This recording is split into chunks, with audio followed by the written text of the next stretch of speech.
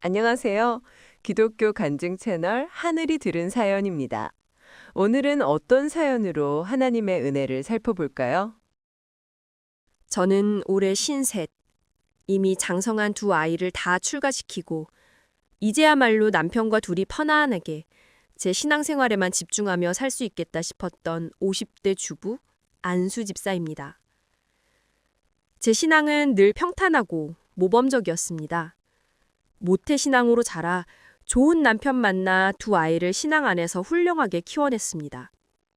제 아이들은 소위 말하는 명문대학에 들어가 좋은 짱을 만나 결혼했고 지금은 교회 청년부에서 든든한 기독 역할을 하고 있습니다. 저는 그것이 다 제가 새벽마다 무릎 꿇고 드린 기도의 응답이라고 제 믿음의 확실한 증거라고 굳게 믿었습니다. 교회에서도 저는 늘 성공한 신앙인의 본이었습니다. 자녀 문제로 힘들어하는 젊은 엄마들을 상담해주고 그들의 손을 잡고 기도해주는 것이 제 큰 사명이자 기쁨이었습니다. 저는 제 삶에 부족함이 없다고, 하나님이 저를 이만큼 사랑하신다고, 조금은 교만한 마음으로 매일을 살았습니다. 그런데 44, 남들은 폐경을 걱정하고 며느리를 볼 그 나이에 정말 생각지도 못했던 셋째가 찾아왔습니다. 처음에는 당황스러움을 넘어 창피함이 앞섰습니다. 하지만 곧 하나님이 제게 주신 마지막 선물이라 늦둥이 재롱 보며 살라는 축복이라 생각하며 감사하기로 마음먹었습니다. 교회 성도님들도 모두 기적이라며 하나님이 집사님을 특별히 사랑하시는 증거라고 축복해 주었습니다. 그렇게 낳은 늦둥이 셋째는 정말 눈에 넣어도 아프지 않을 만큼 예뻤습니다. 하지만 그 아이는 태어날 때부터 제가 키웠던 두 아이와는 모든 것이 달랐습니다. 갓난아기 때부터 잠을 자지 않았습니다. 2년 동안 저는 1시간 이상을 이어서 자본 기억이 없습니다. 밤새 집안이 떠나가라 울었고 젖을 물려도 안아줘도 그치지 않았습니다. 저는 그저 늦둥이라 제가 체력이 달려 힘든 것이겠지. 혹은 원래 남자아이들은 에너지가 넘치는 법이야 라며 애써 제 자신을 위로했습니다. 하지만 아이가 유치원에 가고 초등학교에 입학하면서부터는 문제는 걷잡을 수 없이 커졌습니다. 매일같이 학교에서 전화가 왔습니다. 그것이 제 하루의 가장 두려운 일이 되었습니다. 아이가 수업 시간에 소리를 지르며 돌아다닌다고, 친구가 만들 레고를 발로 차버렸다고, 선생님 말씀을 듣지 않고 책상 밑에 들어가 나오지 않는다고 했습니다. 놀이터에 데리고 나가면 다른 아이들의 장난감을 빼앗고 줄을 서지 않고 모래를 뿌렸습니다. 다른 엄마들은 제게는 말도 걸지 않고 자기 아이들만 데리고 슬금슬금 자리를 피했습니다. 저는 매일같이 학교에 불려가 이제 갓 30이 된 젊은 담임 선생님 앞에서 죄인처럼 고개를 숙였습니다. 어머님, 아이가 너무 산만해요. 저희 반에서 제일 힘들어요. 라고 말씀하셨습니다. 그 말이 제 심장을 매일 찔렀습니다. 저는 제 모든 방법을 다 동원했습니다. 제가 두 아이를 완벽하게 키워냈던 그 방식 그대로 말입니다. 아이를 붙잡고 밤새 울며 기도도 해보고 안수 기도를 받으러도 다녔습니다. 안 될 때는 눈물을 머금고 해초리도 들었습니다. 그러면 아이는 그 순간에는 잘못했다고 싹싹 빌다가도 돌아서면 10분도 되지 않아 똑같은 행동을 반복했습니다. 제 성공했던 양육 공식이 이 아이에게는 전혀 통하지 않았습니다. 결국 담임 선생님의 간곡한 권유로 아이를 데리고 동네 아동 발달 클리닉을 찾았습니다. 그리고 하얀 가운을 입은 의사가 제게 낯선 병명을 말해주었습니다. 제 아들은 주의력 결핍 과잉 행동 장애, ADHD 성향이 아주 강하다는 진단을 받았습니다. 하늘이 무너진 것 같았습니다. 아니요, 저는 하나님을 원망했습니다. 하나님, 이게 어째서 기적입니까? 이게 어째서 선물입니까? 제가 30년을 넘게 주님을 섬겼는데 제게 왜 이런 벌을 주십니까? 제가 교만했던 것에 대한 벌입니까? 왜 하필 제게 제 완벽한 인생에 이런 오점을 주십니까? 저는 그날 이후 교회를 떠났습니다.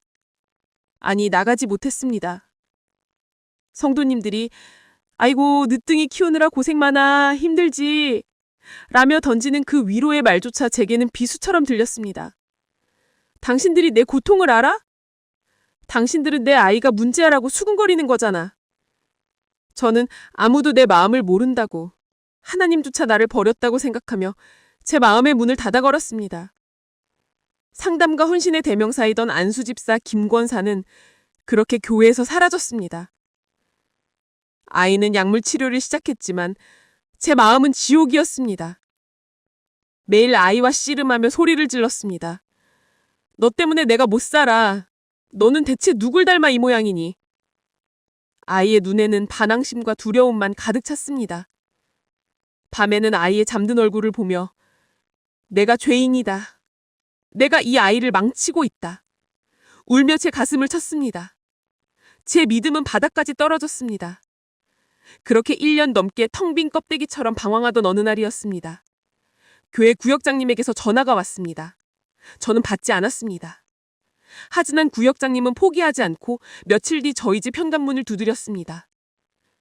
제가 문을 열어주지 않자 문 밖에서 조용히 말했습니다. 집사님, 교회에서 자녀를 위한 어머니 기도 모임을 새로 시작했어요. 제가 단칼로 거절했습니다. 문도 안 열은 채 소리쳤습니다. 내 아이 문제도 해결 못하는데 내가 누굴 위해 기도하냐고. 나는 이제 기도할 힘도 없다고. 제발 좀 내버려 두라고.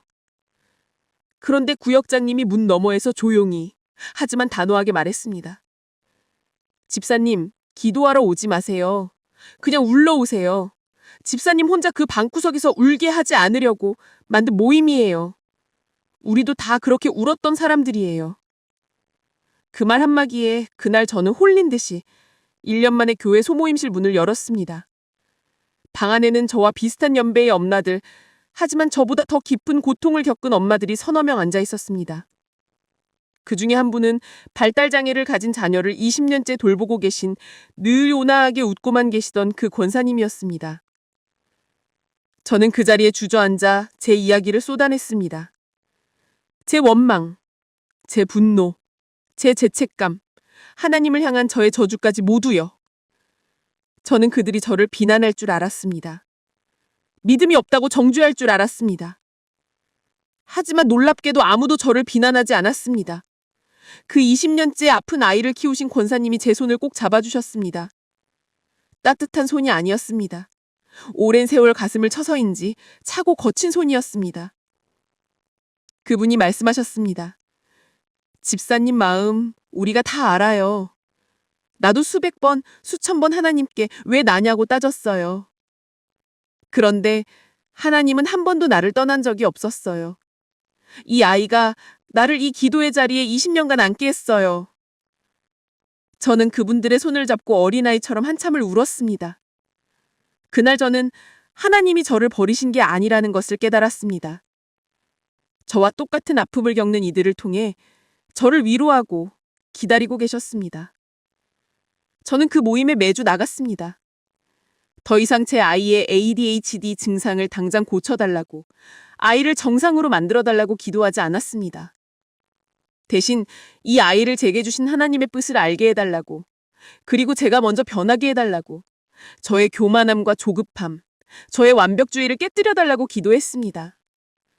제가 변하기 시작했습니다. 아이에게 소리 지르는 대신 아이가 산만하게 굴 때 먼저 그 아이의 눈을 맞추고 그 아이를 꼭 안아주었습니다.